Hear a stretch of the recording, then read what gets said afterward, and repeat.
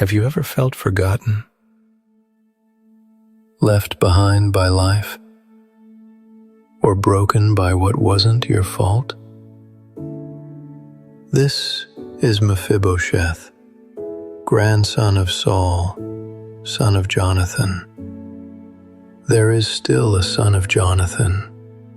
He is lame in both feet.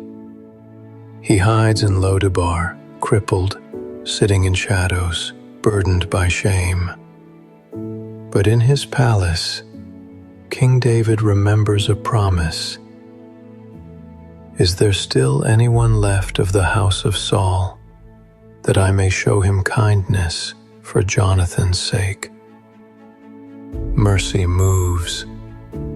When the king calls, Mephibosheth trembles, expecting judgment, and finds grace.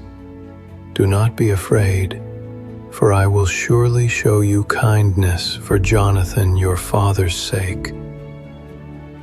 You shall eat at my table continually. The forgotten is remembered.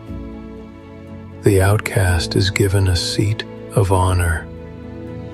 But God, who is rich in mercy, even when we were dead in sin, made us alive together with Christ. Go out quickly into the streets and bring in the poor, the crippled, the blind and the lame, that my house may be full. This is the heart of God. He finds us in our broken places and calls us sons and daughters again. You may feel unworthy, but the King has already set a place for you. This is mercy. This is forgiveness. This is the King's table.